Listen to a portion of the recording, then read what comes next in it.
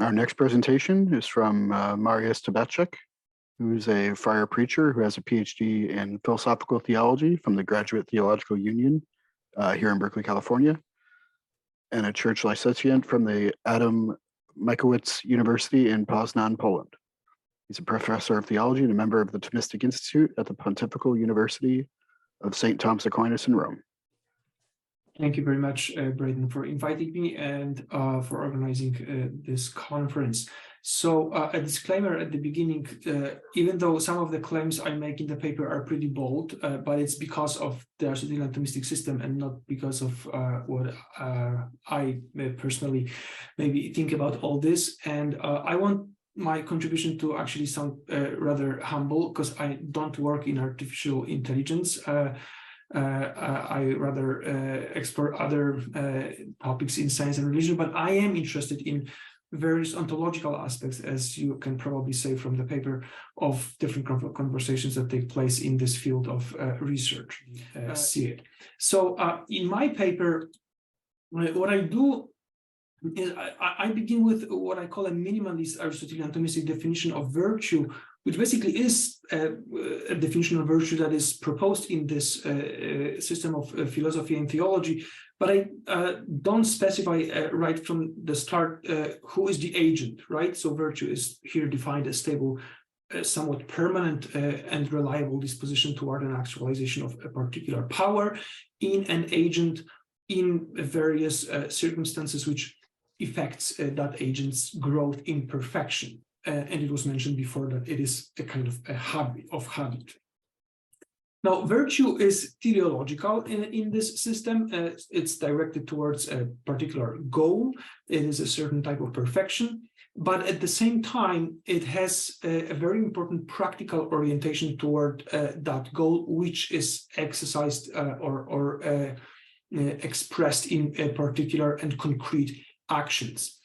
What I also mentioned in my paper is that, interestingly, the entire virtue theory brings an interesting twist to the ontology of Aristotelian-Thomistic ontology, where the basic and crucial principle that action follows being is actually reversed here in a way, at least, because what we see in case of virtue theory is that actually actions produce some sort of accidental, at least, being or entity in an agent.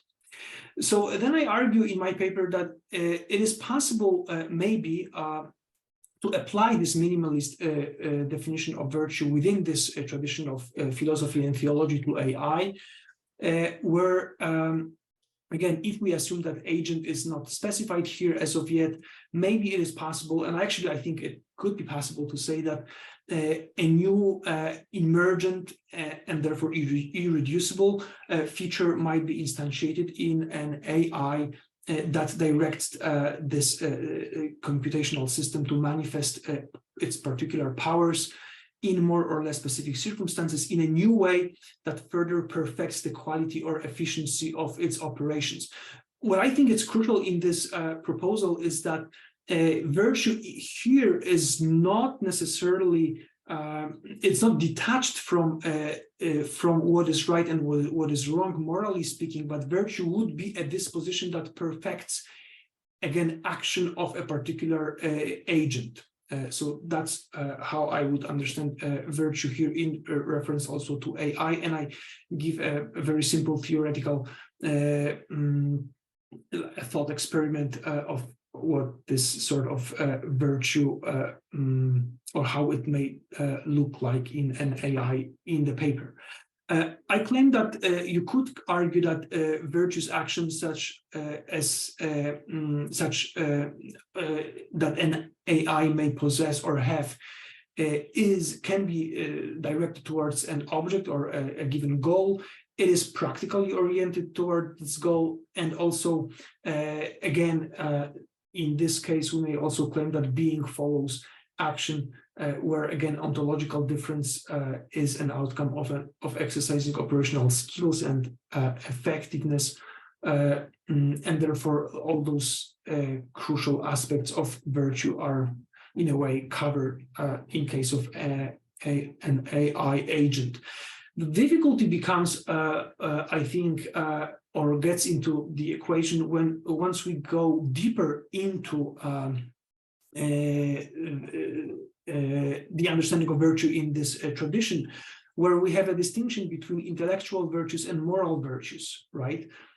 Where intellectual virtues are in a way concentrated on perfecting or refer to perfecting speculative intellect, and moral virtues refer to perfecting practical intellect. And here, for the first time, we have to refer to an agent in a more specific maybe way. And it seems like this, for Aquinas and Aristotle, it would have to be a human agent.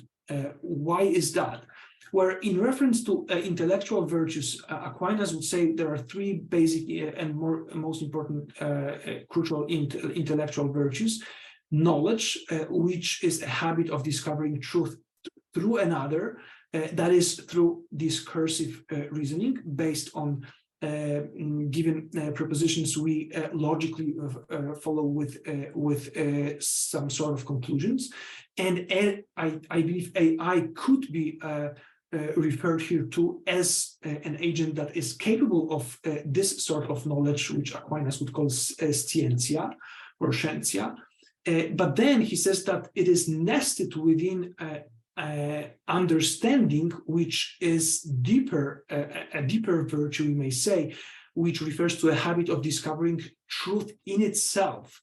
The truth of things as they are, which is for him a deeper metaphysical truth about things, and having a grasp of some first principles of things and of actions, such as the principle that we should pursue good and avoid evil. And then he says that those two virtues are then grounded once again in still a higher virtue, which is a virtue of wisdom, which is a habit of searching for highest causes and ultimately for the first cause, which is God. So if we understand intellectual virtues as such, or if we accept this scheme that he proposes, this nested hierarchy of intellectual virtues, a reasonable question arises or can be asked whether AI might be or can be capable of understanding and wisdom as it is defined and on this scheme or in this tradition. When it comes to moral virtues, Aquinas, I believe, would have here a following reflection and a following difficulty with attributing moral virtue to AI. Moral virtue for him, or moral acts of the particular intellect have directly to do with the perfection of the appetites. Now, we may claim, and I think it's a justifiable claim, that if we define appetite as an inclination of a given entity to what is in accord with its nature, maybe it could be predicated about AI as well. The difficulty, though, a further difficulty comes in once we realize that Aquinas spends quite, well, not quite a bit of time, but he does refer to the question about virtue and emotions and passions. And on the one hand, he will give us three strong arguments, and I discussed them or refer them in my paper, arguments for differentiating virtues from emotions, but at the same time he would strongly say that that virtue must needs be chiefly about internal emotions, which are called the passions of the soul. He sees virtue as organizing and helping us actually to deal with the passions that we discover in us. And therefore, again, a difficult and a meaningful question comes in whether computers and AI, for all their mathematical and high-level intellectual abilities, have or are capable of having emotions or feelings. So I think, and the claim that I make in my paper is that one way or the other, this brings us to the question of the ontology of AI. One way or the other. And then in my paper, I refer to the current conversation that takes place on the ontology of AI, the distinction between reasoning and behavior-based definitions of AI. Then within those definitions, the crucial distinction between specifically human versus generally, that is not specifically human, rational thinking or performance as the base for defining AI. And that relates in one way or the other to the categories of strong and weak AI. And my impression is that the general tone of the philosophical reflection is rather careful and slightly skeptical. The claim is being made that this ambition of developing machines or in machines an artificial yet fully human-like introspection, psychological experience, robust autonomy and formulation and pursuit of goals, as well as natural language processing, representation of data, reasoning and learning, that would allow AI to impart common sense in a full human measure is rather unrealistic. So here's the claim from one of contemporary authors on this possibility. He says that it's not rather in a foreseeable future. Well, one might critically respond to that claim that, well, what is not possible today, and has been mentioned here already several times, may be possible tomorrow, and I totally agree with that. But there might be stronger, maybe arguments, philosophically speaking, coming from various non-reductionist schools of ontology that are active and present in this course as of today. And I make a list of those schools in my paper, or arguments that can be made within this conversation. So definitely substance or property dualists for whom consciousness and thought are ontologically different and not merely emergent or supervenient or epiphenomenal with respect to physical entities and or properties. They would claim that because of that conviction, AI cannot repeat or instantiate features that we find in human beings. Proponents of mind-brain identity, some of them at least may claim that specifically human-like intellectual properties are identical, yet with biological brain processes and not with inanimated processes or structures that can be built in the case of AI. I also think that proponents of theories of supervenience and emergence, depending on what they assume as a subvenient or a basal level from which emergent properties or entities arise, depending on that, they may also claim that AI cannot instantiate specifically human features. And definitely proponents of hylomorphism following Aristotle and Aquinas would be in position to say something similar, but this time in reference to a strong conviction within this school that intellect and consciousness and free will are dispositions grounded in the immaterial human soul, which is a metaphysical entity which actualizes primary matter in an organic human person or human body, which is also a human person. There is a teleological and normative aspect to this claim also that has been mentioned before by Ximian. And for these reasons, the claim would be that in this school that it would be impossible to have AI that again instantiates human-like intelligence or properties, other properties that are specific to human beings. So I think I side with some claims that were made before. Design of specifically human-like reason-based and or behavioral-based strong AI is impossible, according to the followers of this school. And therefore, development of properly human virtues is rather impossible, again, because reason or the mind is the proper subject of human virtue, and human mind mind is in the human soul, which is again a substantial form, which is immaterial. Virtue in its proper meaning is a specifically human disposition or habit, which does not preclude us, I believe, from a claim that the weak AI and virtue maybe as a possibility. Those stable emergent dispositions are possible. But the question I think that we should ask, and I will end with this: should intellectual virtues in AI be classified as analogical to human virtues, or again, is it appropriate to speak about moral virtues in AI as analogical to human virtues?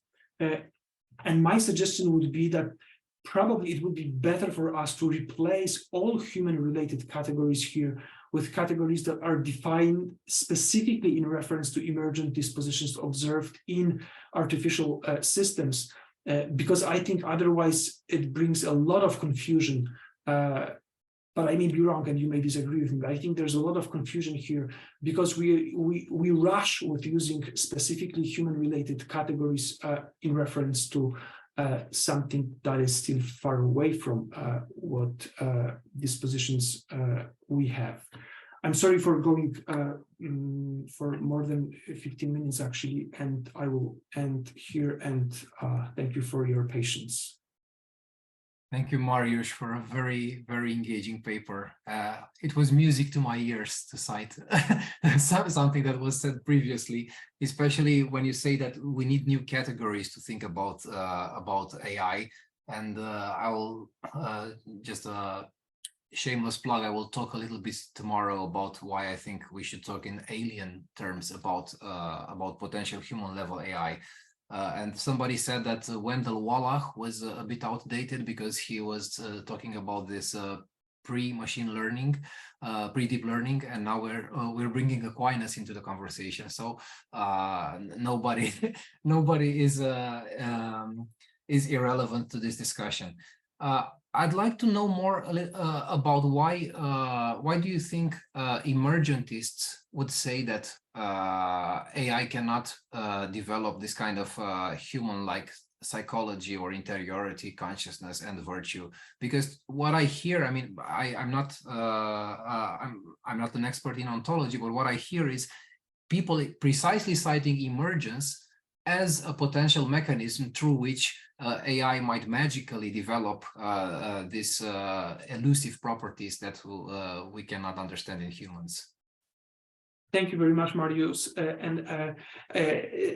for this question. And I actually spent a lot of time, my entire PhD was on emergence theory, and my first book is on it.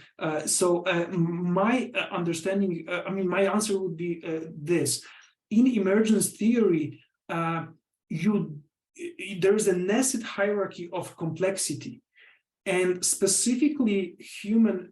So at least some emergentists would claim that specifically human features, they do not emerge from purely chemical or purely physical level of complexity, or maybe they would say that it. Yes. Right. That level of complexity would be a level of complexity proper for already animate creatures with actually high level of very complex dispositions that they already instantiate, right?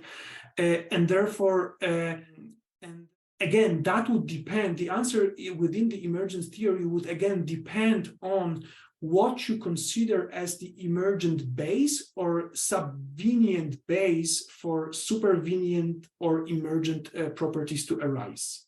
And you would find emergentists who would say, no, everything actually boils down to pure simple chemistry or physics, but and you could build up artificially those things in artificial systems, but you would find emergentists who would say no.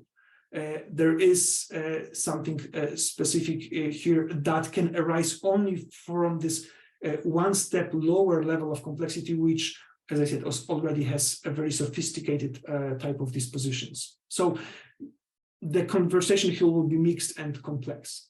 So just a short follow-up. Do you think that behavior-based robotics, as promoted by Rodney Brooks and others with their Roomba little robots that just bump around and they are a sort of animal robots, would that be a more promising intermediate step according to emergence theory that just jumping from a very high-level reasoning AI to consciousness? So it's a very good question. I don't have a clear answer, but like speculating right on the spot here, I would say, well, it's interesting. I mean, animals would have, as you may know, for Aristotle and Aquinas, this estimative sense, right? Which actually for Aquinas brings them very close to intellectual operation and intellectual powers. But still, that would be a very it's actually a very sophisticated disposition that allows an animal to read the environment around it and to understand where is the enemy and where is friend. Which again, I understand it as a very sophisticated disposition that uses all the senses that an animal has. I mean, the question would be whether Roomba doing what it does actually instantiates this fairly sophisticated, again, disposition, or maybe we are again deceived, thinking that it does so, and we now are trying to impose those categories that are again inadequate here in reference to a very actually primitive behavior of a machine. I don't know, it's just a speculation. Thank you for a lovely paper. I'm wondering in what sense virtue is teleological and how that sits with your claim, to which I'm sympathetic, that action follows being in virtue. And I can see that virtue has a general orientation towards the good or human flourishing, but I think it only works sort of if the objectives are pitched at that kind of very general level. And I think it's a characteristic of virtue that you stop trying to achieve particular specified goals, which would be inconsistent with action arising out of being. So I'm wondering, as I say, in what sense virtue is teleological. I can see in some sense, but not in every sense. Well, thank you very much for this question.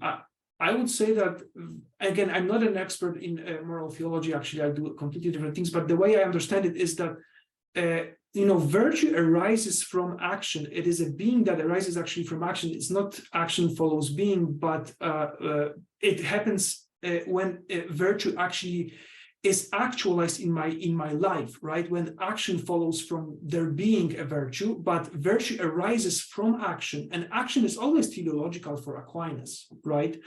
And therefore, virtue is instantiated in reference to an action that is teleological, and it is a disposition that has this teleological aim, or it further perfects it, or it further perfects me in reference to this teleological aim. So that's how, and because each virtue has a very specific goal as its aim, therefore it's not just a general goal, but a very specific goal. So therefore, I think for Aquinas, virtue, generally speaking, is teleological. I don't know if it satisfies you or not, and if it answers to your question, but that would be my reaction. Thank you. Yes, thank you. Very much enjoyed that. In your list of 4, as I understand it, positions, maybe they're ontological positions or positions about ontology or positions about the relationship between mentation and material or immaterial things.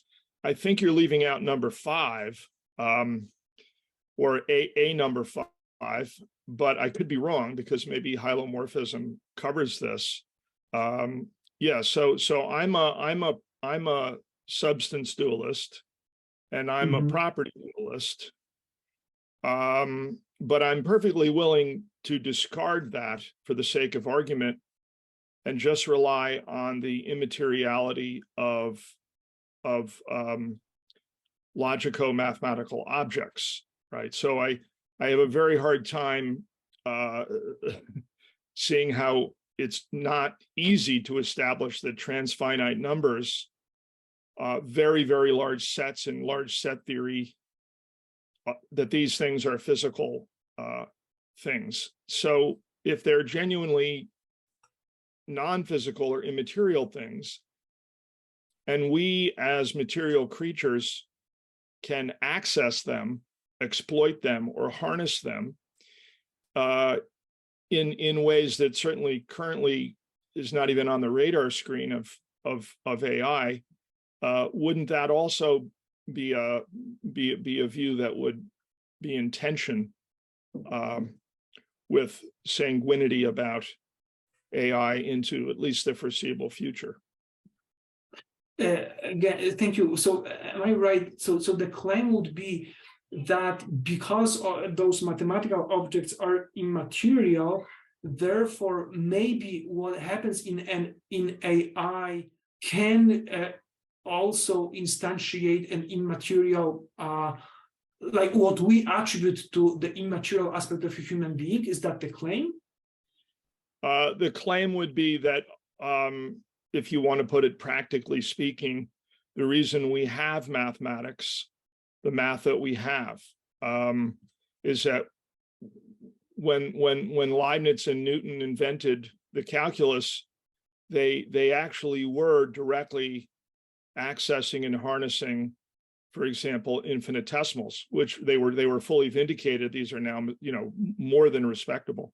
That ability to do that, which is necessary for the progress we've seen in the formal sciences, let's say, which still continues, seems to be the sole province of human beings. In fact, you know, there isn't anything in AI about, AI has not managed to give a single proof by mathematical induction. Okay, people don't even realize, you know, the stuff you teach high schoolers about mathematical induction, we don't have inductive systems. And the reason for that is it's you know, it's people threw the towel in, a few people working. So I'm just saying, wouldn't that be a fifth category to your fourth? It's not as aggressive or in contemporary philosophy to say you're a property dualist is not bad. You say you're a substance dualist, you know, that's an aggressive statement, right? But to say that you're just following almost standard mathematical practice, Platonism in mathematics, I mean, again, I don't see why that isn't number 5, and that seems to create a serious problem for AI. You would have to connect this to ethics, but I don't think that's hard in the case of meta ethics and abstract ethics. So I'm just wondering if that's if you would agree with that. Is that okay? Thank you. Now I think I understand your point. I never thought about this in this way, and I did not encounter it as an argument in favor of well, as like against materialism, but maybe I think it's a valuable argument, and yeah, I will take it into account. Thank you very much. And yeah, I think it's a meaningful argument. Whether it would be a separate, you know, here category, I'm not quite sure, but I think it's a meaningful argument. Thank you. Thank you. Yes, you define virtue as a stable and persistent disposition to a particular goal action in given circumstances. Isn't there a contradiction in terms? I mean, how could it be stable if circumstances are changing all the time? I would say that yes, the way I understand it is, again, not being a specialist in the field, I would say circumstances may change, but its stability is expressed in the fact that in various and given circumstances, I can actually apply virtue, and which enables me to proceed in a way that again leads to my flourishing and actualization of and perfection of my nature. So that's how I would say it. So the circumstances here, so I rather it is stable despite circumstances. Okay. That would be my understanding. Thank you. Mohammed Jamali. So much thanks for your presentation. My tomorrow talk is very related to your talk at this time. Also, I agree with you that the virtue and also strong emergence is related to an immaterial essence, which titled the soul. But we notice that the emergentist is a philosophical model that has many different definitions. For example, Clayton argued that a strong AI or the mind and consciousness can be emerge from the physical platform in a hierarchical structure. But he argued that that upper level of emergence, it is not the essence similar to material things, material object. So I agree that the standard AI cannot be virtue or cannot satisfy the strong AI. But I want to ask that from which physics we talk about the standard AI and which AI we consider and suppose. Suppose that we accept, for example, Penrose Hameroff theory of consciousness that talk about the arising consciousness in a on a quantum platform, space-time quantum gravity platform. So I think that it is not easy that we deny the strong AI in an extended definition. I want to know your opinion about this approach, another approach from a standard AI. Okay, thank you very much. And my answer will be short. And I think what's crucial here is that, again, we should be very careful with definitions. And if you are in philosophy, you know that there's no clear definition of consciousness, there's no clear definition of lots of terms, beginning with life, beginning with like basic terms, which is a mess, which is difficult, which is frustrating. But the difficulty I see here is that in the, sometimes in the camp of AI, people simply don't reflect on this. They just take those terms and they seemingly assume whatever they assume they are. Maybe I'm too critical here, but they simply don't reflect deeper on what those terms mean. And therefore, the definition of all those terms will be crucial here. Right, because it will, the answer to the question, which physics do we refer to and what type of emergence? Well, that depends on what your definition of human being is, what your definition of dispositions that human beings have are, what is what the definition of consciousness here is, what the definition of language processing, knowledge presentation. I mean, all those things, we just cannot ignore all this, and because that doesn't lead us anywhere, I think. So it's a very messy and complex conversation that happens in philosophy, which I think AI people should also engage in some way. Thank you. I agree with you. Shortly, anyway, the science try to understand anything, any natural thing, and consciousness exists in nature. So the science of consciousness try to understand.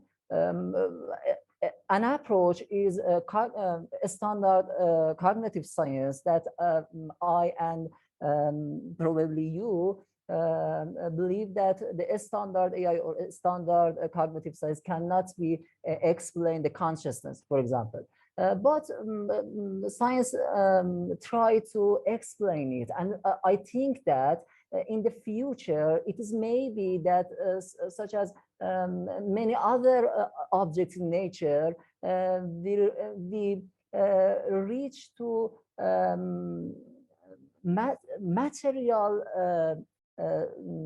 platform that needs to emergence or emanation of God of consciousness. For example, in Islamic philosophy, we believe that when a material platform reach to Something happened. Yeah, I'm sorry, there's a breakup here. We can pick this up during the general Q&A, but we definitely need to move on to the next presentation now. Thank you. Thank you. So our next paper will be given by Derek Schuurman, who spent time as an electrical engineer before going back to do a PhD at McMaster University in robotics and computer vision. And he's currently a professor of computer science at Calvin University and a fellow of the ASA, the American Scientific Affiliation. All right, thank you very much, Braden. I trust you can all hear me okay, and I'm sharing my screen successfully. Yeah, my apologies for not being a more active participant in prior discussions. I've been caregiving for a family member, and that was something I didn't want to offload to a machine. I wanted to do that myself. So I've been in and out a bit, but I've been listening in and have enjoyed the conversation and the exchange so far. Yeah, my background is as an engineer. So I was trained as an electrical engineer. Then I moved into computer science, did my graduate work in computer vision using machine learning. And already at that point, I realized that there are some, this is not a value-free zone. One of the big things that was happening at the time was a lot of face recognition, AI being used for face recognition.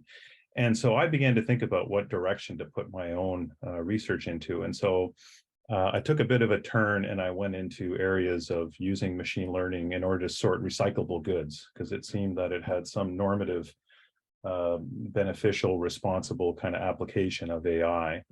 But the conference caught my eye because of the questions it was asking. So as a computer science professor, we are very department where I teach, we're very conscious about training our students to think about responsible technology and about design norms. We even refer to them. And so thinking about normative applications of AI, but these sort of philosophical questions that are at the heart of this conference: is AI capable of virtue, and can AI assist humans with virtue formation? I found fascinating questions, and I decided to take a stab at least two of these. So I began my paper with sort of answering the question: is AI capable of virtue, or at least joining the dialogue on that, and then wading into the question of whether AI can assist humans with virtue formation. So you've all got my paper, so I won't belabor all the minutia of my arguments, but suffice to say, the question, I could rephrase it as basically, can we train up in an AI in the way it should go such that it becomes a virtuous entity? And my gut instinct right away as a computer scientist was no. Mostly because, you know, when I look at an AI or when I look at a system, I see, not in the sense of a black box, I see it more as an implementation that could actually be created using gears and pulleys, if that's what I wanted to do. And the notion that something like that could be virtuous just sort of instinctively doesn't seem correct. But another argument that I throw out there too is the one that exercising virtue presupposes some kind of agency. So if we have a non-reductionistic view of virtue, we see it as becoming a certain kind of person. Later on, I sort of draw on the Christian tradition for more depth on this. Then if you require agency, then we could use some of the tests from Nicomachean ethics, and we could talk about the two sort of requirements for moral responsibility: the control condition and the epistemic condition. The control condition, of course, requires that an agent has choice. when I look at an AI system, all of the weights are sort of predetermined and its output is predetermined even before it sees the input. And so I would say the control conditions not met. I even have a little footnote. There are AI machines called hyper networks where you can actually, they can tune themselves, but the machines, the algorithms that are doing the tuning actually have fixed weights. So it just sort of pushes the problem back one. And so the control condition is not one that I think is met in AI. And the epistemic condition is to be aware of what you're doing. And my instinct is that an AI system has no more awareness than a spreadsheet or a toaster. So I think it doesn't meet the awareness condition either, the epistemic condition. So, and I think all of this sort of speaks to rejecting reductionistic and operational definitions of virtue. I like to think of a much richer definition of virtue, and I've been encouraged in that and found helpful conversations with some of my colleagues in the philosophy department. I would quickly add, and I always talk about this with my students too, the lack of moral agency on behalf of an AI system does not mean it's neutral. And this is actually one of the things that I think is obvious to most people who are into the philosophy of technology. But my students often look at these machines as neutral, as value-free. And of course, I think most of us, I assume most of us would challenge that notion. So I just make that point. I have a quote here from a recent AI ethics book written by MIT Press, published by MIT Press, which basically summarizes this argument. To be responsible, you need to know what you're doing and bringing about, and retrospect to know what you have done. Responsibility then means answerability and explainability, and I don't think AI meets these requirements. And we can talk about that more later if you want. But I kind of was thinking about, is there a helpful way that we could think about if AI can't have virtue, is there ways that it could behave virtuously or behave in a way that is in accordance with virtuous behavior? I'm trying to choose my language carefully here. And I sort of came up with this ringing phrase, virtue by proxy. Is it possible that AI could exhibit virtue by proxy? And what I like about this is it sort of preserves a robust, non-reductionistic definition of virtue, but it indicates that somehow we can build systems that mimic, mirror sort of the virtues of the programmer to some extent. So it shifts the agency to a programmer because the programmer has agency, but the machine, the AI system could then by proxy show some shadow of virtues. And it also opens the door, quite frankly, for programmers to think about how they can embed virtuous behaviors into their software. It's sort of another level of UX design thinking, right? So not just friendly interfaces, but thinking about building systems that exhibit behaviors that would be in accordance with virtue. So here's some examples. The virtue of humility could be at least in part reflected in a system that has extensive error detection and exception handling, knowing that things can go wrong, that we as programmers don't really get things right and machines don't either. Civility, we could design friendly and hospitable interfaces and LLMs that are well-behaved. Courtesy, we could build autonomous vehicles that mimic the virtues of a courteous driver. Justice, right? When we're looking at justice, thinking about fairness and bias and the systems that we're designing. Empathy, building systems that respond to the emotional state of the user in some way. That there's a whole branch of that considers those things called affective computing, pioneered in part by Rosalind Picard from MIT. But here we need to be careful how we use language. And some of the writing that I've seen in affective computing, they talk about computers that show empathy. And I sort of bristle at that language a little bit. Language is important. And so I would recommend that programmers think about building systems that display interactions and behavior that are reflective of virtuous or empathetic behavior. So to just be careful with their language, not to give agency to our systems, essentially, or to create ontological confusion. Again, I think RLHF is one practical reinforcement learning from human feedback is one way that we could nudge systems to exhibit behaviors that accord with virtue. Of course, this is not a silver bullet, and those of you who've looked into the RLHF know that it has a long litany of shortcomings. Right, RLHF needs lots and lots of feedback, lots of training. Often there's variance in the feedback among multiple human trainers. Feedback is typically limited to simple preference ordering of outputs. There's a whole bunch of shortcomings there, but I think we can nudge things in that direction.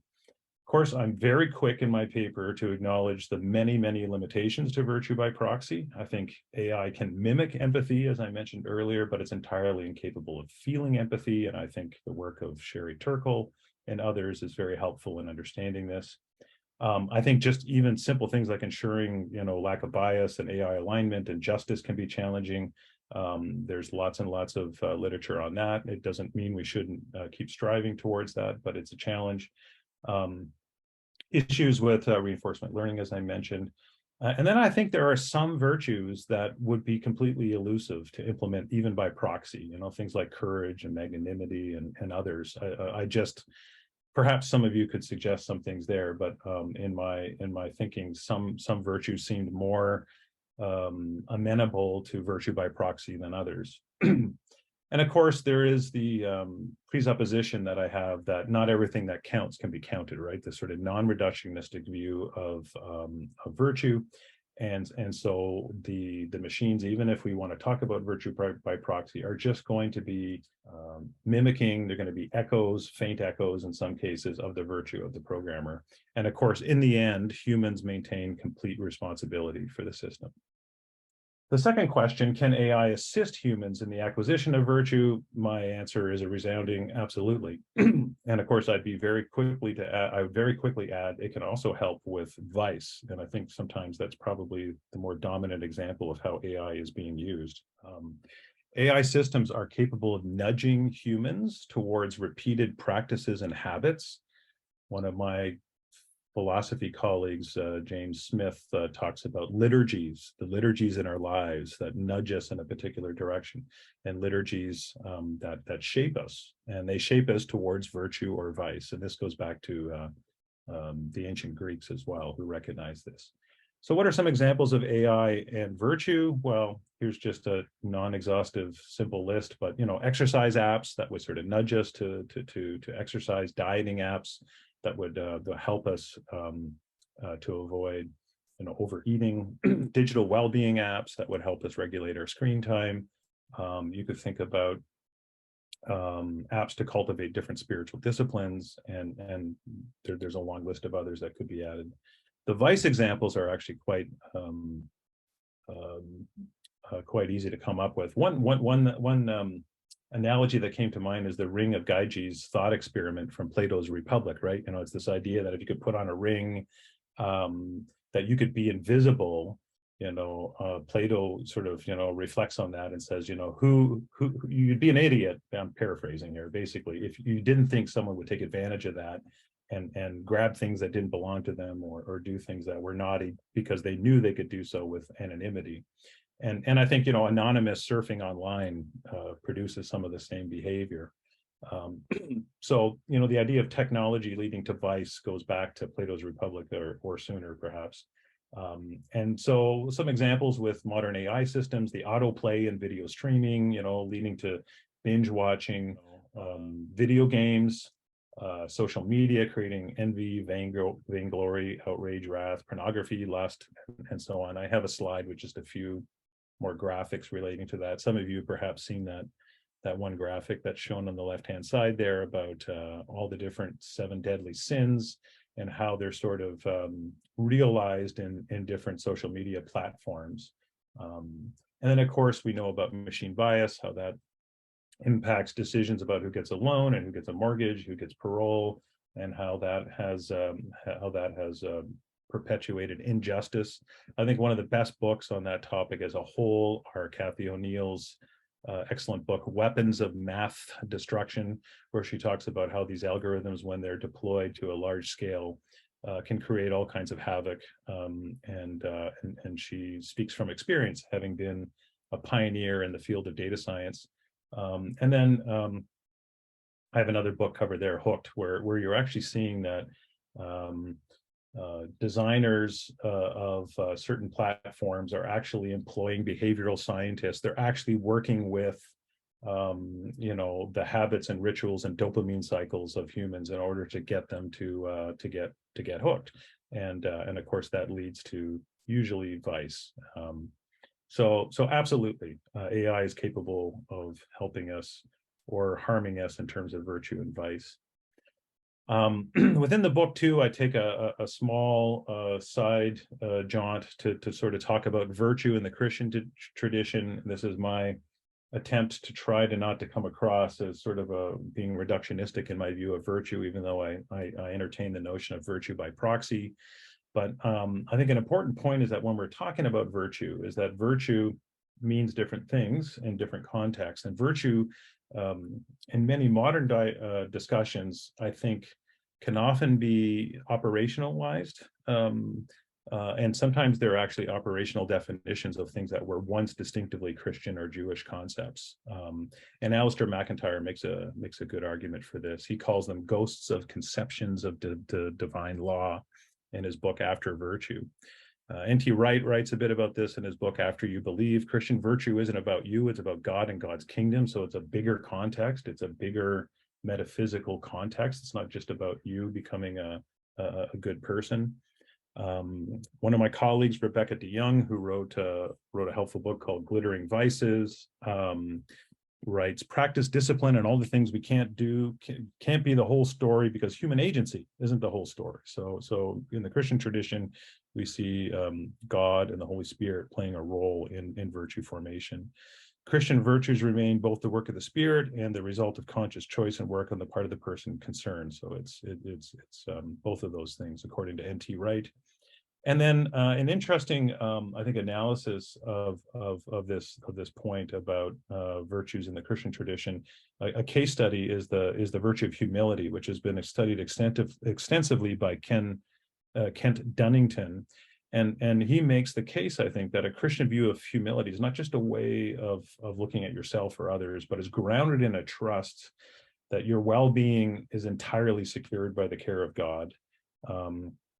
And I think if one of the things I would say about Shannon Valor's recent book too is that she harvests all of these virtues from different faith communities, but I think that virtue disconnected from its religious and metaphysical moorings becomes something different, is what I would contend. And so I would quickly add that the notion of AI virtue formation and the concept of virtue by proxy even it needs to be taken very modestly when you understand virtue when it's placed within the Christian tradition. I also really like Alistair McIntyre's point that we cannot answer the question, what I ought to do, what ought I to do, unless we first answer the question of what story are we a part. And one of the interesting things is that when we're working in AI, we're working in a pluralistic context where we're all working out of different stories, right? I'll lay my cards on the table. I'm working outside of the Reformed Christian tradition, working inside the Reformed Christian tradition. And I'm working shoulder to shoulder with others within the larger computer science community that are working within a different story. And I think that doesn't mean that we can't work together. There's a notion of principled pluralism where we're all working perhaps within different stories, but we can work towards a common cause. One of the figures that has been influential for me is the person of Abraham Kuyper, who was a Dutch statesman and theologian and philosopher. And he made this case that we have to work together in the public square, working towards the common good, even though we're working out of different faith traditions and different stories, but we can work on common goals. And I think some of these organizations shown here, AI for Good and the IEEE's efforts, Data Ethics for All, and Center for Humane Technology, AI and Faith, actually, I suspect many of you are aware of that organization. It's actually an interfaith group, right? There's Islam, Judaism, Christianity, and other world faiths are reflected in the conversation there. But it's this idea of principle pluralism coming together to try and work towards the common good, especially when we're looking at tools like AI that have big implications. Brad Smith, president of Microsoft, in his book Tools and Weapons, wrote, ultimately, a global conversation about the ethical principles for AI will require an even bigger tent. There will need to be seats at the table, not only for technologists, governments, NGOs, and educators, but for philosophers and representatives of the world's many religions, which I was glad to see this event actually reflects all of those categories, I think. So that was encouraging to see. And I agree wholeheartedly. I hope it's not computer scientists deciding the direction of AI on their own. We need philosophers, we need social scientists, we need theologians, and we need others in order to find our way forward. So that's something I just added here. That's not really covered in this paper. I've written about this elsewhere, but I think that's an important note. So in conclusion, very simply, no, AI is not capable of virtue. I know some of you might push back on that, but that's my take. But I think there's an argument for a form of virtue by proxy. I kind of like that idea. Kind of it's a ringing phrase, and I think it's a helpful thing for perhaps programmers to think about. How can I take virtues that I want to extend to people, that extend through time and space with a product that I'm building, and how do I try to build that in by proxy? And then, of course, AI could have a role in virtue formation, but also in encouraging vices, and we have to be on guard against that. One of my colleagues in philosophy talks about the need for doing a liturgical audit. I kind of like that phrase too. The idea that looking at our habits and our rituals on a regular basis is really important because they sort of form the person we're going to become. And when we're looking at our digital devices and we're looking at AI, I think when we think about habits, we can think of them as liturgies of a sort, liturgies for life. How are they shaping us? How are they shaping us as a society as well? I think these are good things to be aware of and to be intentional about. And then just to review the point that in the Christian tradition, the role of AI and virtue will be more limited because of, I would say, a deeper metaphysical sort of understanding that virtue is not just about me, it's about working within the scope of God's kingdom and with his partnership and becoming the kinds of people that he wants us to be. And then finally, this last point shown at the bottom of this slide, I think is kind of cool. Fred Brooks was a Christian computer scientist, perhaps one of the top computer scientists in the last century. He passed away a couple of years ago, author of the famous book, The Mythical Man Month. But in his ACM Turing Awards speech, basically the Turing Award being the sort of equivalent of the Nobel Prize in computer science, he made this case that rather than striving for AI, we should be striving for IA, intelligence amplification. And so I would echo his words and say, rather than trying to build artificial virtue, perhaps a humbler and wiser approach may be to build machines for virtue amplification, right? Looking at building machines that help us become more like the kinds of people we ought to be, that help us in exercising virtue. And I was hoping to leave enough time for some conversation. And I don't know, Braden, if I know the clock slipped a bit in the last. Yeah, we're about 10 minutes, so we'll Okay. try and fit in as much as we can. Yeah, Mariusz? Yes, thank you, Derek, for a great paper. You mentioned that you are hesitant about ascribing any kind of virtue to AI because as a computer scientist, you can see all the pulleys that could be theoretically employed there to do what AI does. I wonder if were you to see, to look at the human being in a similar fashion, and let's say see it at a very cellular level, microorganisms, or even a molecular level, would that change in any way the fact that you think humans are capable of virtue? Yeah, so I think there's two pitfalls. One is to sort of elevate machines more than they are by seeing them more than just gears and pulleys. And the other pitfall is to see human beings less than they actually are. And so I think that's sort of the ontological question.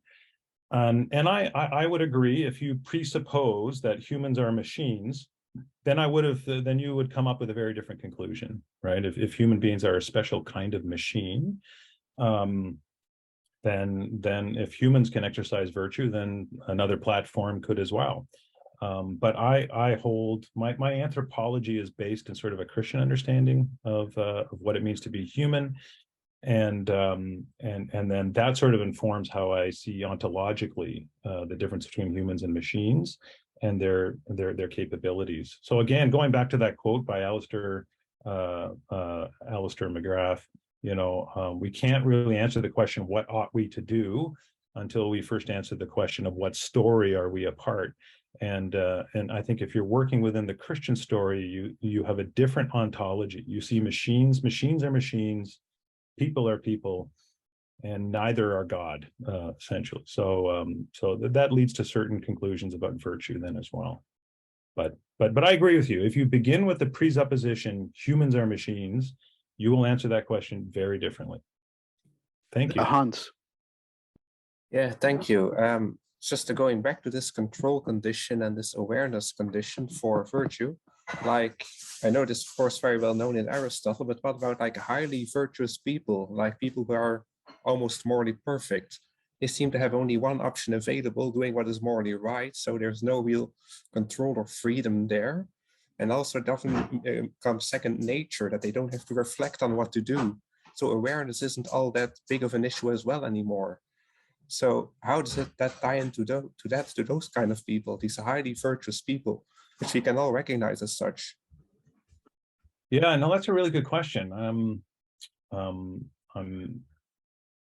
I think one thing that comes to mind is this, N.T. Wright writes about Captain Sully, right? The Miracle on the Hudson, how, when he had this plane and the engines were out, he had to make a split-second decision about where to land.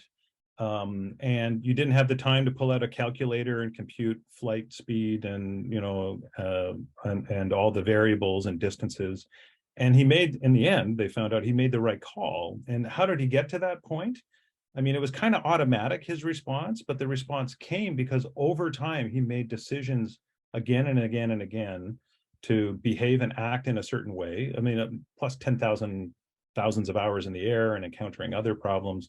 So I think it's not necessarily about a split-second decision necessarily, but perhaps a decision about living along a certain path that sort of has its that bears fruit when a moment comes and a split-second decision has to be made. So I like the notion of control condition, epistemic conditions. I'm sure that there's probably other ways to come at it, but it seemed to me that was one way to kind of unpack that a little bit. But perhaps I need to think about your question a little bit more, and given time, maybe I could give you a more satisfying answer. No? Yes, I can hear you now. Okay, sorry. It was I wasn't setting the AirPods. So I want to repeat what I said earlier. That Derek, I enjoyed your paper very much, especially that you are advocating some form of virtue for AI for machine. And early in the paper, you use the term ersatz virtue, and that's a phrase I use myself. But then you switch to a virtue by proxy, and I think it's a different notion. And also I think that by proxy is a wrong relation or wrong notion to use. I mean, especially if we think about the future kind of robots that can make decisions, and their decision, and it could be many different decisions. And I take the proxy relation to be a many-to-one relation. So many people can't have one proxy to vote to represent them, right? But a designer to have the machines or robots with the AI system, it will be one to many. And the designer could not possibly say all my products represent me in my moral attributes. And so I think that you should just single out that particular it's a common phrase now to say AMA, right? The artificial moral agents itself. We're not talking about moral responsibility, but we need to talk about what kind of a decision this particular AMA would perform. and certainly it's not proxy. So I think maybe you should reconsider whether you want to use that phrase, proxy. Yeah, I sort of threw it out here to see whether it would stick to the wall. I'm thinking also as a programmer, right, where you're thinking about one of the ways that you create good programs and that you create ethics in computer scientists is to create virtuous people. You know, I think one of the problems in computer science is that we think that we can add one ethics course to the end of a computer science curriculum and we've got ethical people. And so this idea of becoming ethical people and then trying through our machines, through our code, to project that virtue somehow. But you're right, maybe the language is could be tinkered with. And I do list like a whole long list. I sort of throw out this virtue by proxy and then I kind of backpedal by saying, well, you know, it's very limited. There's some virtues that might actually be very, very hard to sort of implement. You know, that it's not actually virtuous, right? Just like and there's all kinds of the alignment problem is still there. All these other problems are still there. But I think it's kind of a sort of elevated UX design consideration where you're kind of thinking like, okay, I'm not only, you know, building systems that have nice user interfaces and colors and all that kind of stuff, but how do I build it not only so that it makes good decisions or whatever, but interacts in a certain way that is in accordance with virtue, with the end user. So it's not just about the decisions it's making, it's sort of the larger UX considerations as well. But yeah, there's lots of limitations to this idea, but it's a way of bringing virtue into coding without relying on a reductionistic view of what virtue is what I like about it. I'll think about that some more. Thank you. So our next presentation will be by Nicoleta Acatrinei, who's an economist and received her PhD in 2014 from the Swiss Graduate School of Public Administration in Switzerland, and has applied this in terms of altruism and artificial intelligence and related things, in addition to patristics. So I'm very excited to hear what we'll learn. Hello, everyone. Wow, I heard so much today. I learned so much. I think you will find some interesting relating to the previous presentations. But I'm also very much looking forward to learn a lot and to your feedback, because it was great. So very briefly to explain you why an economist would work on John Chrysostom. I was granted to do my PhD at HEC Lausanne on banking and finance. And I came to I went back to do a historical view on how monetary and money generally, currency, it's considered. We work in banking, say let's define currency.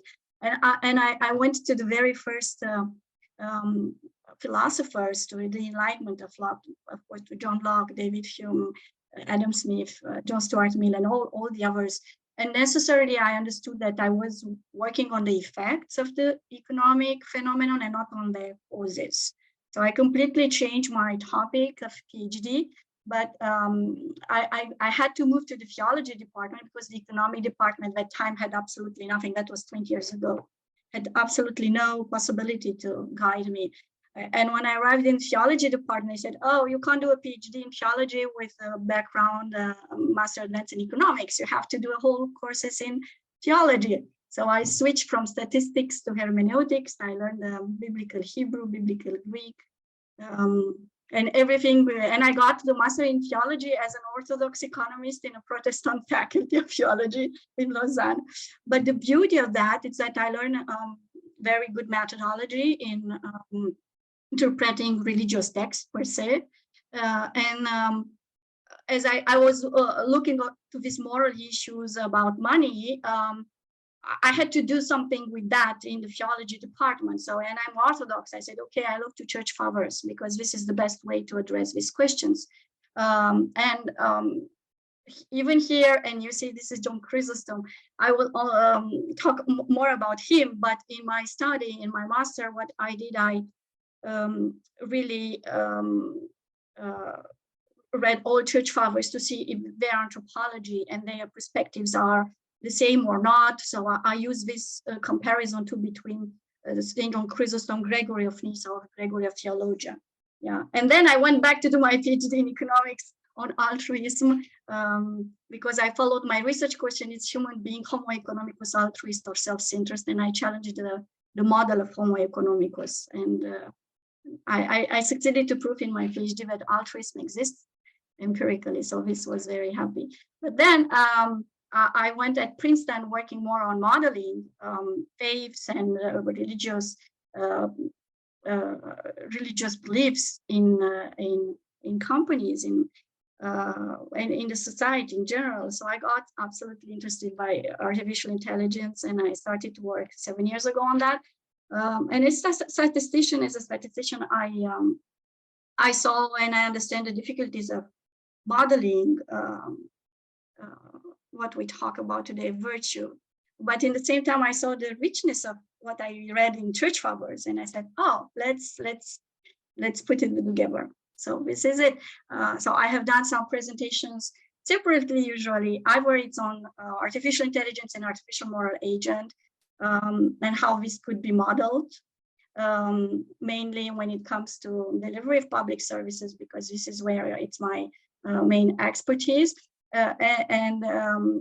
When I talk about religion and morality in its own economics, I'm very happy to be here because this is a unique platform to finally put them all together. Thank you so much. So the plan of the presentation will be to see what it's very briefly, the artificial moral agents, some theoretical perspective, mainly utilitarian virtue ethics, when they are used, in which cases, which benefits and disadvantages, why church fathers are relevant for that. And then I introduce the news. So we will talk about this anthropological concept to teaching the AMA, the artificial moral agent, based on anthropological approach. And then some conclusion with the introduction of artificial virtue agent, AVA. But you're not, I will tell you already, it's also, I play with the words, because in the patristic tradition and also in the desert father traditions, Ava and Ama means the father, the spiritual father. Ama is for the female guide, spiritual guide, and Ava, Abba, actually it's for the male. So I kind of also play a little bit with this, but yeah, just to say artificial virtue ethics, I didn't want to put virtues, because we will say later why I consider that AI can't be virtue. I just second Derek very well in that. So the concept of moral agents exists. I would say that virtue ethics, it's a concept a la mode now, mainly because not only in artificial intelligence, I will tell you, this is a concept. We go back. It was a while when utilitarian ethics and deontological was very used, but now virtue ethics, it's back on the front page, because we live in an era where we have many moral dilemma and the classical approach, the ontological approach, and consequential approach can't really help to deal with this new questions, moral dilemma. So when I speak about ethics, I would like to introduce these differentiations, because we can have a different perspective. It's from the beneficiary to the agent, so the perception of the beneficiary of the service on the morality of the agency of the robot. Okay, it is this algorithm, it is this service that uses this algorithm moral. I consider moral fair, and I think here all these tools on digital tools are used now for hiring, for getting social benefits, or in the juridical system. And also from the agent to the beneficiary, how human and the robot take ethical decision. So this is more on the making part of the. I think if we consider these both sides, we can have a little bit more differentiations, but a richness in the approach. So artificial virtue model, I say yes, it's moral, because they are not support the idea that they are not decisions which just aren't amoral. All decisions are moral in a sense of another because they put a preference on something while renouncing on something else. So anyway they value something more than, so they have a moral and a value content. But it's not moral because artificial moral agents are not human beings. So let's see how we can do with that. So very briefly here, I will just introduce why I think the perceptions. So we heard today about artificial moral agents because autonomous AMI, it's autonomous artificial moral agent, and we have a lot of research actually on that and how this could be based on rule-based ethics and recently on virtue ethics. What I would like to highlight that there is a move from the action-centered model to an agent-centered model. I think this is very important for us to understand when we move and when we talk about AI ethics, what kind of AI ethics it's action-centered or agent-centered model. So this is artificial virtue agent, we will see. So I here just a map where we can see for which cases we can use what kind of ethical frameworks, you know, an ex-ante approach, which is based on rules, while on the other one based on outcomes. And why it's important, because if we say based on rules, that means you will have a different computational methodology and mathematics. Why we say based on outcomes, you will have another one. So the choice of this is very important. And of course, here we will discuss about maximizing good. But I thought was nice to have this in, at least for my own thinking. When I work on these kind of things, I like to put them on graphics and so on. So I like to compare here just two works. Always I like to work on precise insights because it allows me to go deeper on one thing. So I kind of studied the Howard and Montano proposition of artificial moral agent and Bauer utilitarian of artificial moral agent too. So so in Howard and Montano, they said, yes, we can have a virtues. Again, I do not agree with the virtues itself because we say otherwise, but the idea that you can train data and you can multiple layers, and mainly you can actually optimize, but you also update. So you updated the moral insights actually of the artificial moral agent. While in Bauer, we will see here because I have a more detail of the Bauer. You have they talk about intuitive thinking based on experience and critical thinking. So the first emphasis when it's when rules are known, when maximizing good is good, it's very easy to step up and to write a program. But when it comes where you have rulers-led conflict, or you don't simply have rules and it is the program that will make the rules through the algorithm, that means here there is more critical thinking. And all these are act-centered. So it is act-centered AI ethics. So what are the actually benefits and pitfalls of each? According to the authors, this is not me, this is just the authors, they claim these are our better social function. Here when I say can mimic pro-social behavior, I did my PhD on pro-social behavior, and I could see from that you can have that, and mainly more a human touch approach. It inspires more trust. But here I myself added there is a danger in confusing human with robot in social interaction, and I think this will lead to, and it is already a huge global mental health crisis by using robots in social interaction as a substitution of human interaction. 3 minutes? Yeah, so let's say my definitions of artificial moral agents, it's mathematics in iron for human flourishing. So never forget about that. It's just mathematics, is just iron, and the goal would be human flourishing. So, so the implication of this for AI would be that we need actually to keep the human in the loop in each as much as possible, but mainly on the side of everything it's related to social robots. But and here we say how we can train the artificial moral agent to mimic the news. And here where church fathers can be interesting. So I go to church fathers. So church fathers, why? I know they might be put it there like in category, oh, this is just people of faith. I would like to highlight maybe church fathers were the best intellectuals of their times. Their writings are still a gold standard in rhetorics, in philosophy. So they are not only writers of prestigious Christian literature and hermeneutics, but also for the global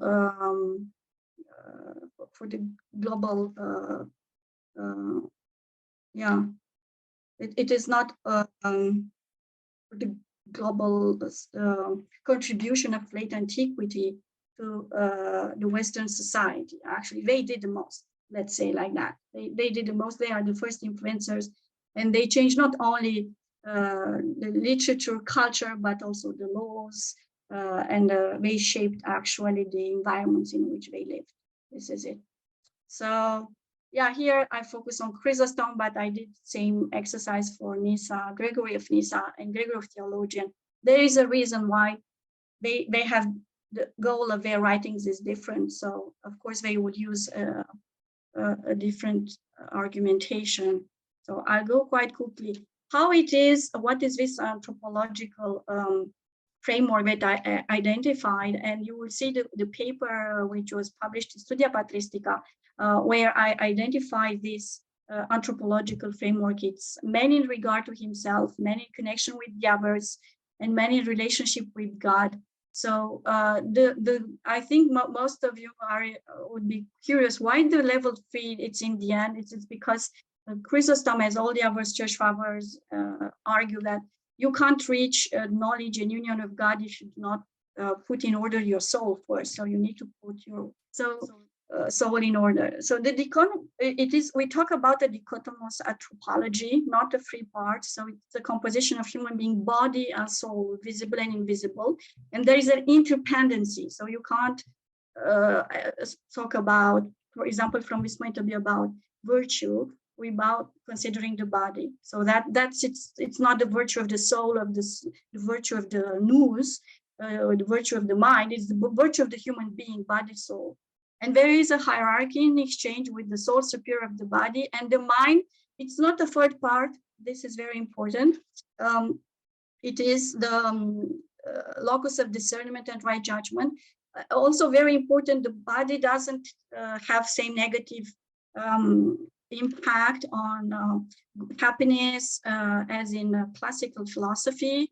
He rejected the Manichaeism.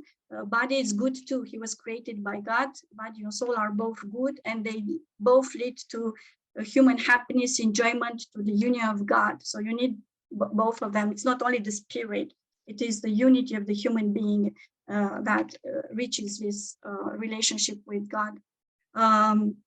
So here I will let you read some. I really worked on to give you, the philosopher here is the nous. So that's why he would say, why then let the king and be wild about the herald? So the philosopher, the king, are actually considered as the nous, and the body is the interpreter. So this is very interesting too. So what is the role of the body in all this? But it's not a negative role in any case. So in patristic anthropology, human being, it's good, it's natural, it's created in the image of the resemblance of God. It has lost the resemblance, but not the image. And he can recover if we want to restore the resemblance of God. But important for us, it's man is naturally good, and he has an inner moral compass. This is the nous. And there, when the moral compass, cannot play anymore the role because of, we will see, virtues, and because of passions, here it is the problem of the human anthropology and on the decision making. That means humans knows how to take decision making. They have everything. They know the difference. It's only when he's under the affect of passions. So, but of course, if human being is good, okay, how can we explain evil and bad?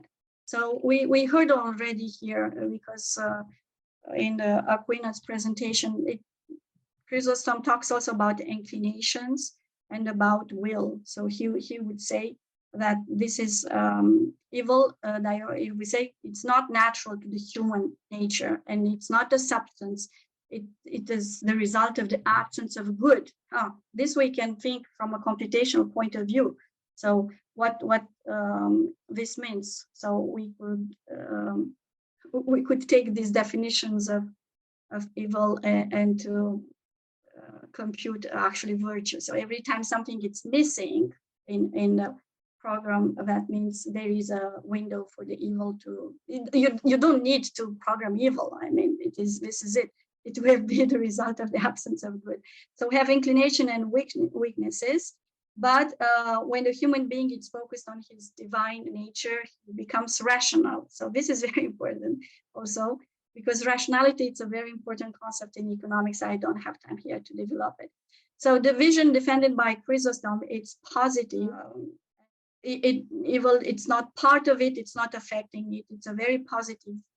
Here I have also a differentiation between virtues which are natural and non-natural, and passions who are natural and non-natural. I will not go more here because apparently we do not have the time, but I think the most important thing is the key virtue actually. It's the process of identifying this virtue and passions and fighting the passions, stimulating the virtues. So this is very, very important.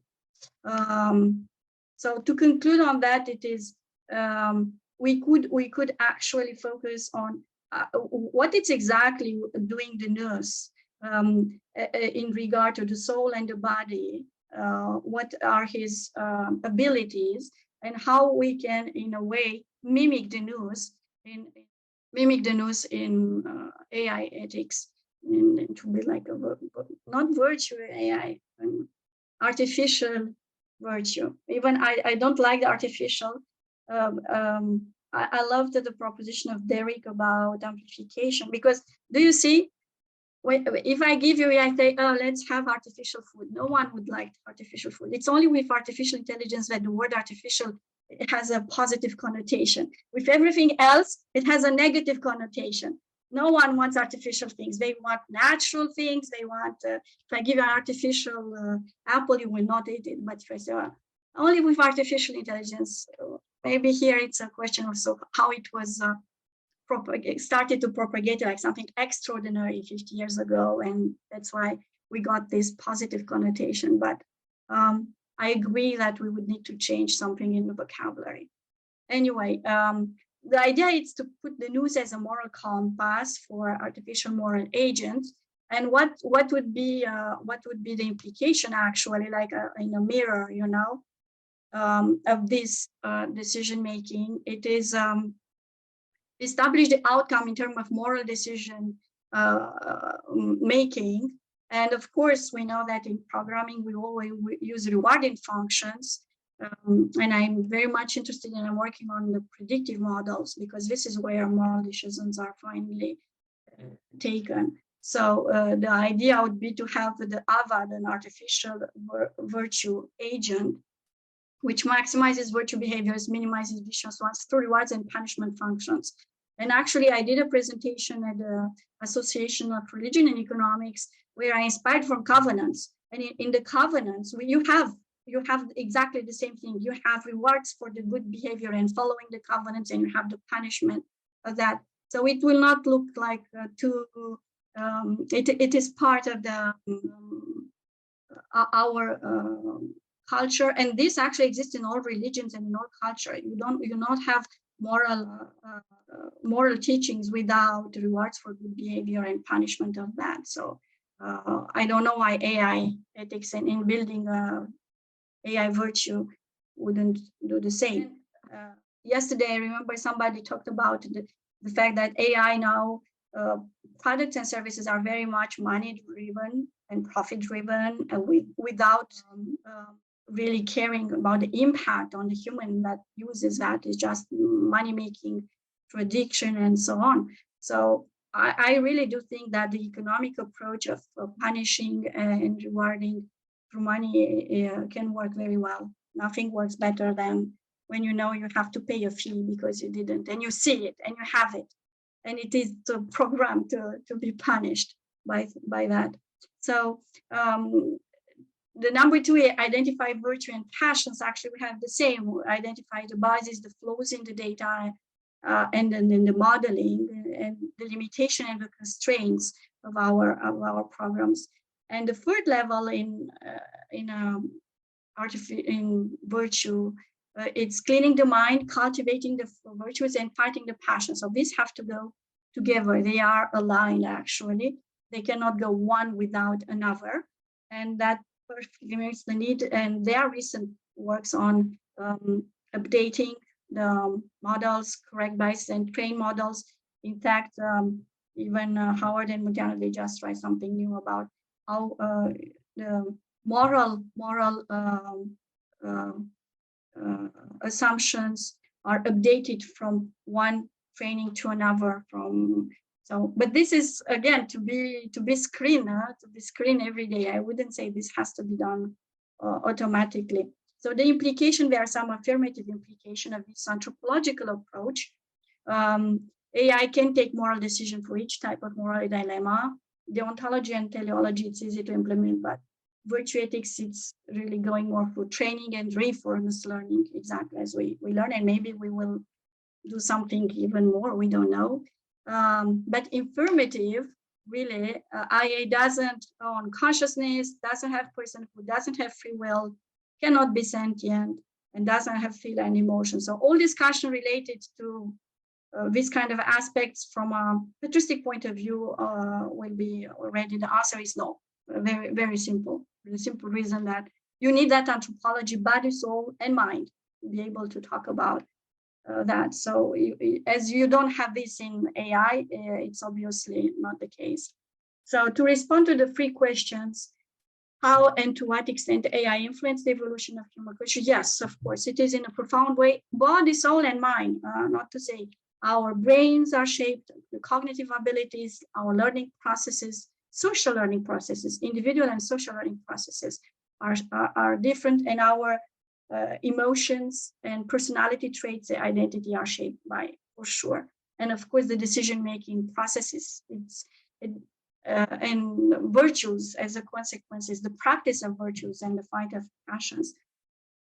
So maybe next year, Brian, when we do that, we could say, we could add to virtues or to virtue to add the word vice or passions. I don't know, but I think many authors here highlighted the need to talk also about passions or vices, whatever. But I think it's important we can put it also out there. So can AI assist humans in the acquisition of virtue? Of course, it is a tool. I think anyone would be, it is absolutely clear that can be, but I would say as a complement, because virtue in humans cannot be only intellectual and cognitive, it is a behavioral phenomenon. For most of the time, it's a habit, somebody mentioned it. So you can't have that without the practice. But we can use it, as Derek mentioned, AI for cultivating disciplines, wellness, whatever, mindfulness. Yes. I would say now more for these AI tools, even when they are complement, respect this anthropology and to think that, oh, if I want to do that, if I want to teach that through AI, don't forget the body, soul, and mind with that hierarchy. So it is a self-capital virtue? No, absolutely not. So this is, virtue requires free will and no machine can process that. So this is it. Thank you so much. Yes, Hamid, we'll take just a couple quick minutes for presentations, but I do have to say that we need to stay on schedule tomorrow. we cannot get this far behind. So we'll try and wrap things up as we can today. Hamid? Okay, I want to add a point. This good presentation. What's the difference between AI and human? Sir Eckel, who is the Nobel, who won the Nobel Prize in neuroscience, the work of on synapse. He has a very interesting argument to say we have a soul, we have another aspect beyond the matter. The argument is very simple. When I move my hand, if we trace why my hand moves, we finally reach a point in the brain, for example, firing, and we ask why that firing happened. If you move to another part of the brain, I can move my why on that point. Why that point start, that firing or something else start. You cannot move infinitely to this movement because each place, each event, each material event, for example, firing or something else, we can ask why it happened, and it shows that the start point should be immaterial, beyond the matter, and it shows that we have another aspect beyond the matter, and it's directly related to the free will, as Nicoleta said. Thank you. Thank you so much. Yes, of course. It's just, to me, it seems that religions actually have more insights and clear insights for this type of questions, and mainly for AI. And you avoid to get lost on philosophical speculation that in the end cannot be translated into practice, because in the end, this is the goal. We are here. There is a real danger for the humanity to be completely messed up by the use of AI, and if we don't act now.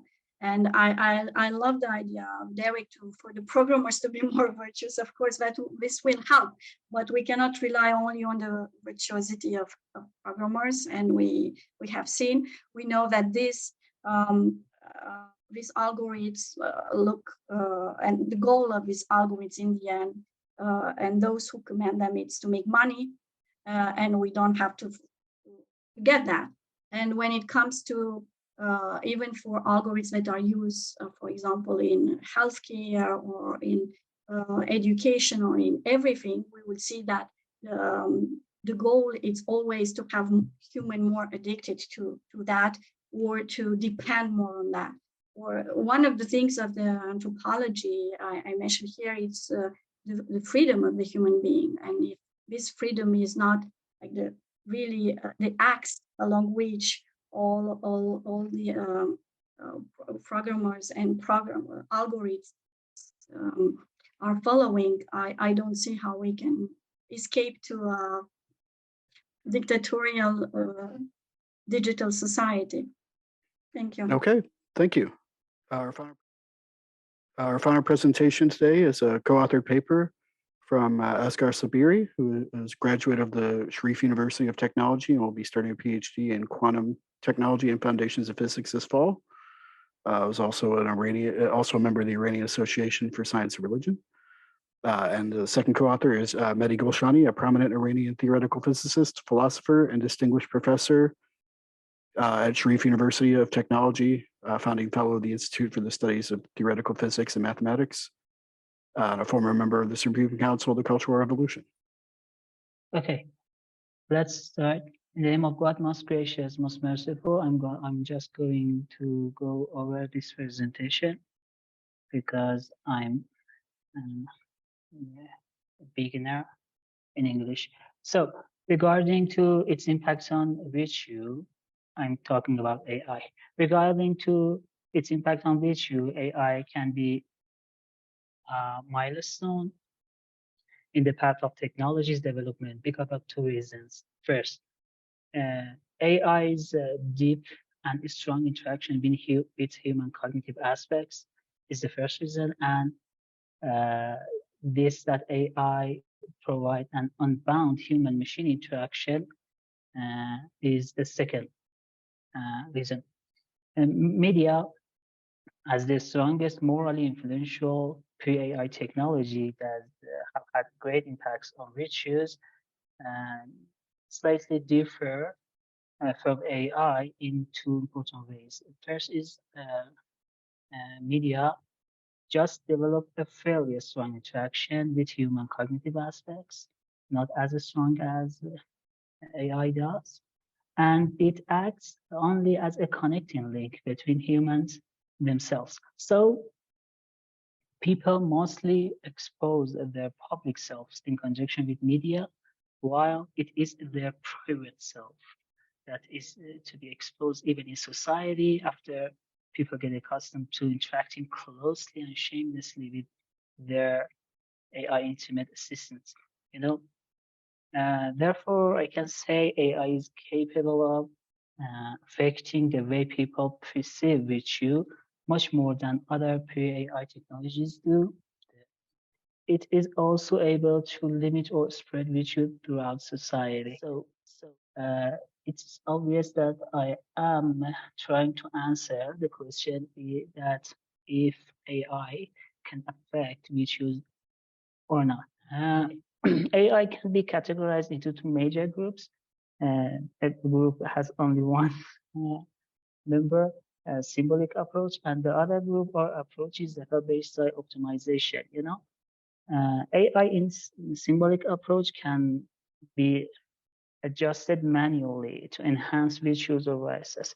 But for other approaches, we have a different story, you know. For other approaches consist of algorithm which, without trying to understand the logic and rationales behind things, they just employs optimization rules to adjust the machine based on a set of learning data so that it can reach purpose results from input. And the other thing, the other point from this is that this optimization are not able to mimic human reasoning perfectly through certain cases. One of the known cases is the case that is proposed by Sir Roger Penrose, chess configuration that the AI will never find an answer to it, but human easily can find an answer. Yeah. And additionally, AI does not understand unquantifiable data that humans understand, like love, sympathy, and things like this. So AI lacks the rules of human rationality and logic while working.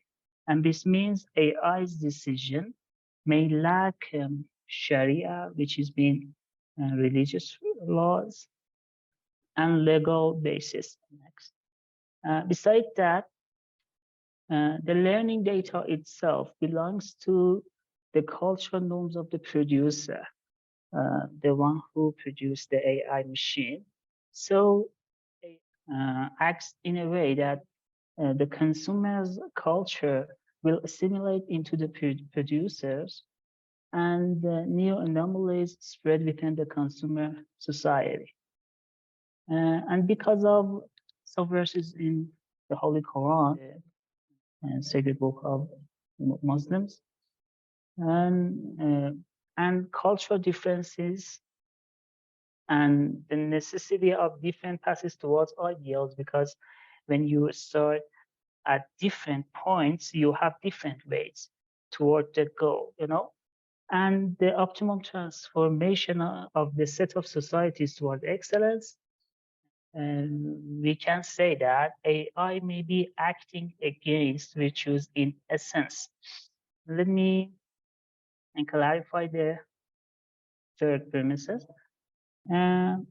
We people all around the world are going to and willing to find the ideal, the excellence. You know, when we have different cultures, different nations, each nation, each culture is searching different ways, and we all people this way are searching many ways at the same time.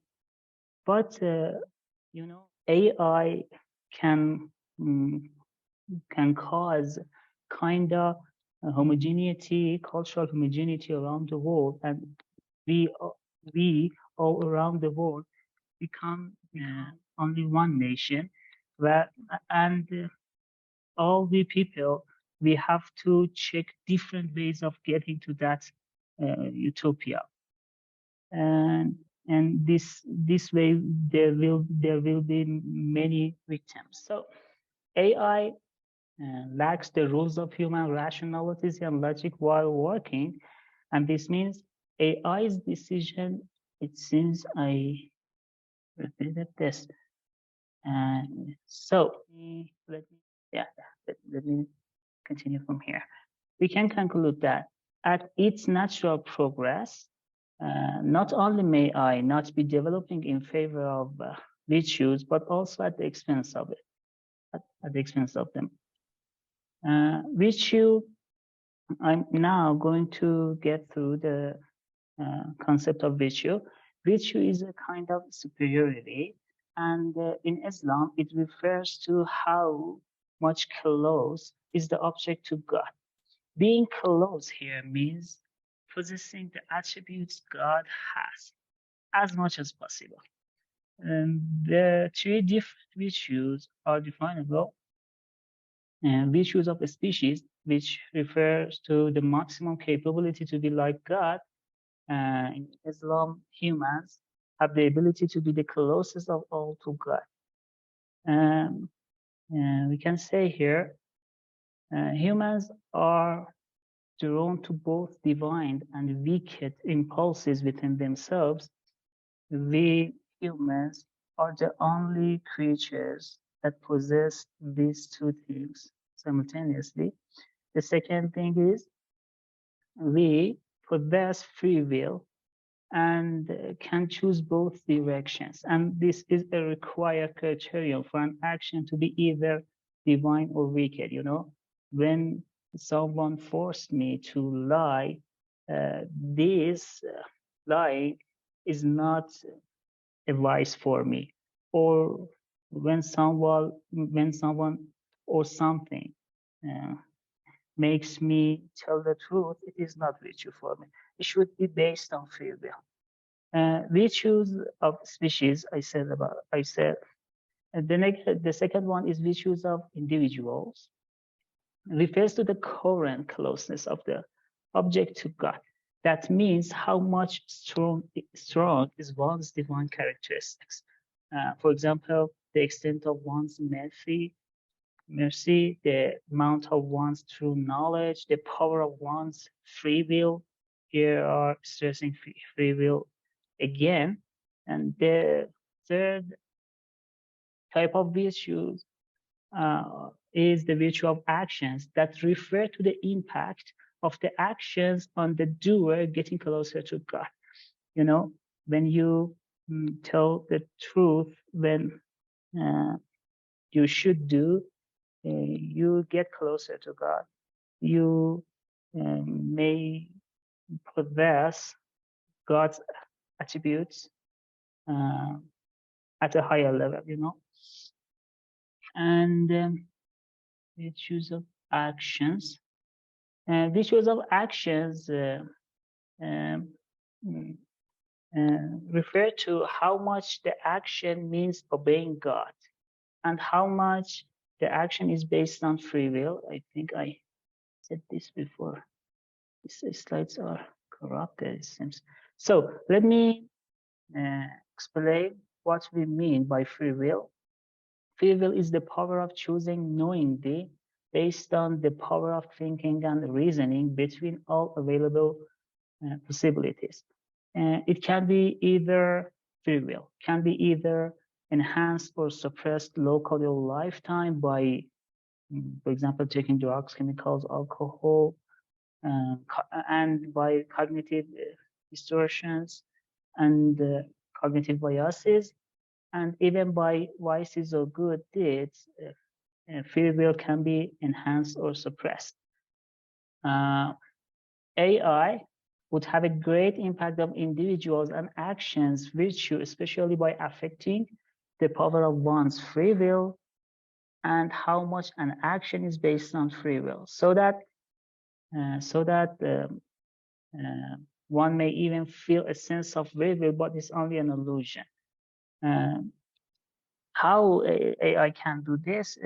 It can do this directly through making decision behalf humans by decision-making algorithm, and affecting the power of thinking and reasoning by weakening or strengthening brain ability due to neuroplasticity, and also by changing cognitive analysis that happens as a result of information engineering. What do I mean by information engineering? Information engineering uses cognitive biases, which are unconscious patterns of thinking that affect our judgment and decisions, to manipulate one's cognitive analysis. So to wrap these up, I can say, even though AI is able to have influence over individuals and actions we choose in many different, more or less obvious ways, the emphasis here was on its effect on individuals' power of free will. And to conclude, we claim that it stands to reason that AI will have a game-changing effect on what society deems virtue, perceive virtue, what virtue really is, and enhancing or suppressing virtues of individuals and actions. The second point, these effects are likely negative, or at least we can say AI's development is not essentially, in a sense, oriented towards promoting virtues. And the important point, the most important point, was that among many various ways that it is possible to think of AI affecting virtue, we put stress on the AI's ability to enhance or suppress the power of individuals' free will. And that is a prime criterion to consider an action virtuous or vicious, asserting that this power is something that can be limited or promoted through certain practices performable by AI. Thank you. Thank you so much, thanks, dear Asghar. When you present your excellent presentation, I think about the society as a whole. We see the society as a whole act something, for example, revolution or etc. And some society in the history of human-like in the human-like history, some society acts on virtue or not. If we accept the soul of the society as an entity, for example, an emergent entity, the soul of whole of society, not individual soul. For example, Allama Mutahari said that in his Islamic perspective, that the society as a person have a soul that guide the individual soul. is AI can affect to society virtue or that the soul of society have any free will, because you define the criteria of virtue is that related to free will. I want to know if we know that AI can affect the society as a whole and guide the society as a whole, but in your presentation, it seems that you must accept that the society has a free will. I want to know your opinion about this the situation. I have never thought about it. I have nothing to say, you know. It must be hard to investigate. Yeah, okay, yeah. Okay, as I know you, I request you that think about this important issues. It's important for me. I think that is important issues in science and culture. So I want you think about this, and tomorrow we can talk about this issue. Thank you so much. Okay. Yeah, I really appreciated the framework in terms of what might be permissible, and I was sort of want to ask a clarifying question. From what I understood from the paper, it seems that the only types of, let's say, moral enhancement technology that might be permitted would be those that would extend our capacity for free will. So, for instance, there had been research in the past where they thought that using a nasal spray, breathing something in could increase your oxytocin levels, which would make you more empathetic. And to me, that seems like that would not be considered okay, because it's helping you act better without actively making it a conscious choice. So it's sort of short-circuiting free will, whereas getting more information into the situation or what options are available would increase free will, and therefore would be a permitted way of using technology. Is that, am I accurate in my assessment there? I'm not sure I'm understanding your point well, because I'm beginner in English, but you may feel that I'm against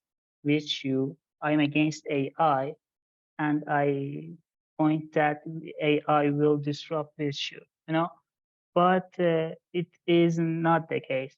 AI can be manipulated to enhance virtue, yeah, but on its own, AI will more probably go for suppressing virtue, you know.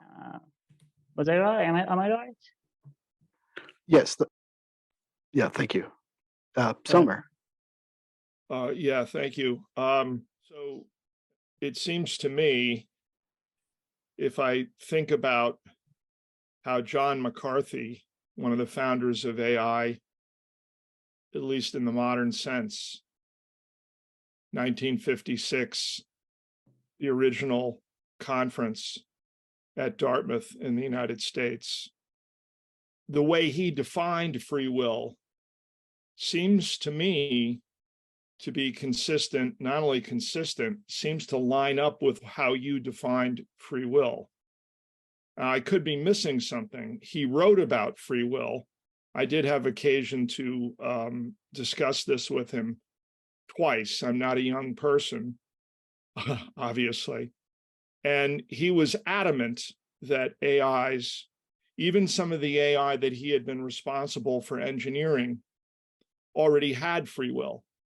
So my question is, do you think that in your sense of free will, as you define it, do you think that it's not possible for an AI to have free will? Okay.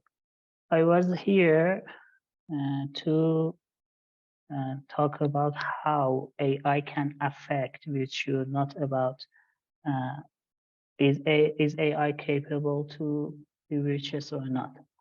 But if you are asking about my own opinion about this, I can say free will is something that I can sense it in myself, you know. It's obvious to me, you know. But how a machine that is just a set of rules, set of it's a procedure, a repetitive steps to go and go and go, how this can feel free will in itself, you know? Maybe it can reach to this point, but we cannot say, we cannot find it in it, you know?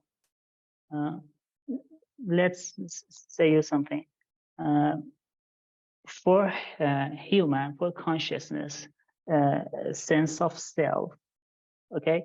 We people, we know, we feel ourselves, yeah? But into rising this, there are lots of theories that all of them encounters our problems, okay? We even cannot understand how humans themselves are conscious, you know, they have consciousness. So imagine you are going to build up a machine that is going to sense free will, it's going to have consciousness. We don't even know how humans themselves have consciousness and how sense their free will. How do you know you should put things together to make up this kind of machine, you know? It seems before people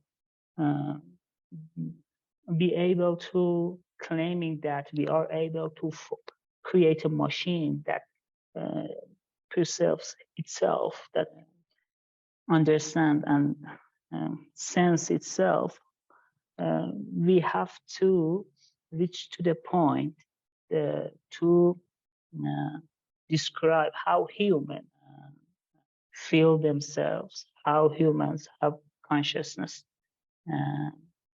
Don't you think so?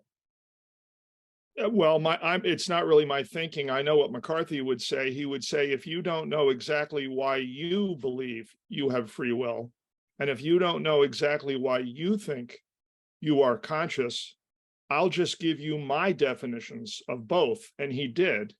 And he wrote them down. And they're really pretty serious. And then he would say, well, there you go.